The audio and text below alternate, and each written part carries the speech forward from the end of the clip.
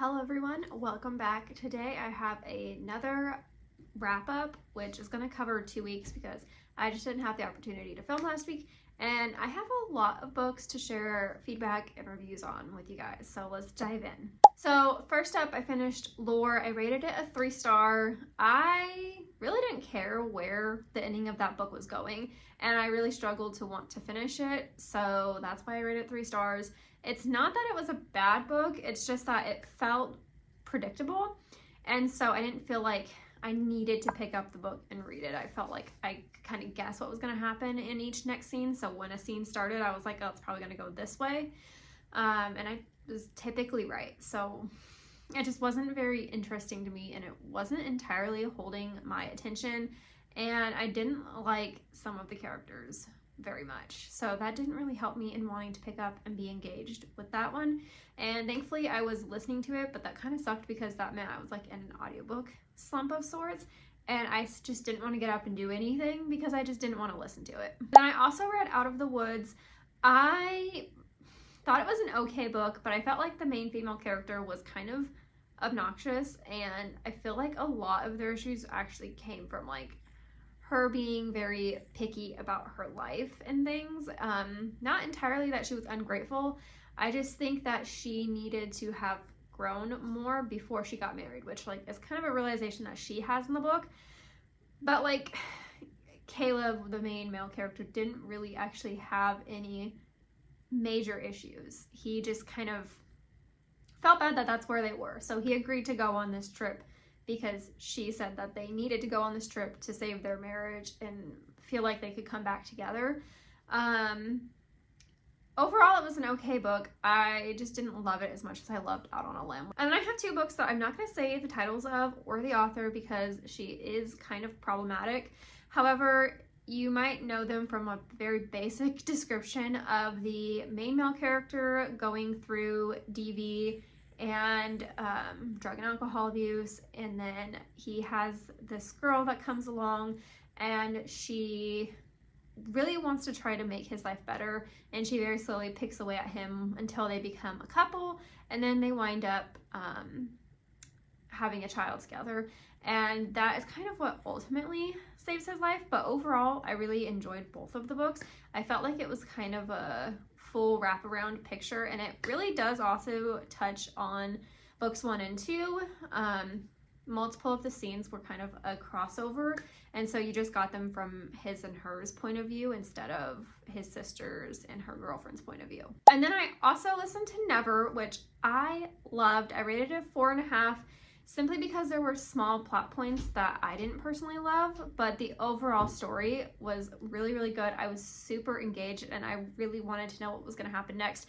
I personally like retellings where Peter Pan is not the good guy and instead Hook or someone from the Hook family is at least a semi-decent person, and in this book that's the case. This is a Peter Pan retelling where it's generations down the line, and she is the girl that is getting taken by Peter Pan, and you have this whole story by the author of what that looks like for them. And so overall, I really liked it. It looks like there's not a book 2 anywhere in sight, which is kind of stressing me out because I want book 2 so badly. But hopefully maybe this year we'll get like some sort of announcement. I think it's been like 2 years since this book released, and I need it so bad. Another book that I listened to is Bright Young Woman. I thought that was pretty good. I'm gonna say it's a 4-star, and I don't like rate these kind of books based on storytelling. I think I more rate them based on the flow of events and like how the person writing it makes the events flow and makes it still engaging to read. Like, it's a good book, it's good reflection of what happened, but I think that there was like some pacing issues, and I know that some of the stuff in there could still be considered important to the storyline, but at some points it kind of felt like it was just trying to meet like a word minimum instead of just being the girls' stories. Now this week I bought 2 new releases. I bought Scythe and Sparrow and I bought First Time Caller, and would you believe it, both of them were 5 stars. Starting with Skies and Sparrow, I felt like this was the perfect wrap up for the Ruinous Love trilogy. I loved it so much, and I have a whole separate review video on that you guys can go check out, but all I'm going to say is that it was really similar to Butcher and Blackbird as far as the vibes and such. I didn't feel like Leather and Lark was very similar to Butcher and Blackbird, but Skies and Sparrow definitely made up for it, and I just loved it so much. Again, I rated it 5 stars. You guys definitely need to read that trilogy, and I cannot wait for the spin-off series that's coming. And then, of course, like I said, I read First Time Caller. I finished that yesterday, actually, and I could not put it down once I hit like the 30% mark, I think it was. It was so good. It's hilarious, it's heartfelt, and I just loved it as a good Valentine's Day read, especially because of the last name, especially because of the main male character's last name, which is actually Valen, but for the radio he uses Valentine.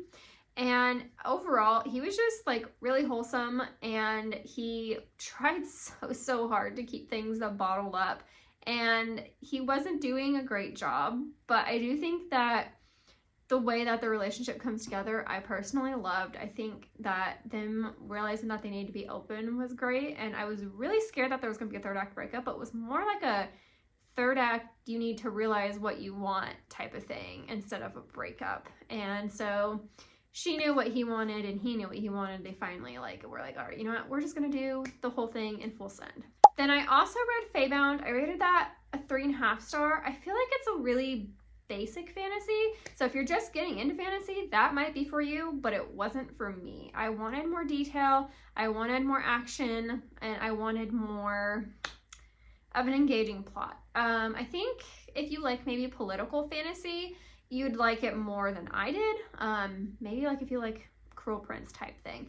It definitely felt more political than action fantasy, and I personally prefer like an action fantasy versus this is what's happening in our lands and we need to fix it, and like the politics of it instead of like the action of it. And then finally, I listened to The Crash by Frida McFadden. It was unfortunately as disappointing as many people have said that it was. I rated that a 3 star. It's not really that anything was avoidable in the book or that it was like a plot hole.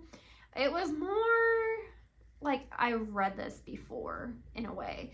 Frida has a couple other books that have similar plot lines where the main female character struggles with like fertility and she wants to take someone else's kid because she thinks that she can. And so that is why I didn't really enjoy the book as much. I did like the male character that wound up saving the main female character, but I really overall felt like most of the characters in the book were just kind of a little insufferable, and that they really didn't know what they were doing with their lives, which I know the main female character, that's kind of like the point of the story and why she gets in the car to begin with, and then this whole thing happens. But the rest of them were like watching a car crash happen, literally. So yeah. Now let's jump into what I'm currently reading. I am reading The Unbecoming of Mara Dyer. I think that's how you pronounce that. I'm only like 4 or 5 chapters in, and so far so good. It's kind of bland, kind of giving super YA, which I know it is YA, I know that. Just giving super YA, you can tell it's like a YA book. I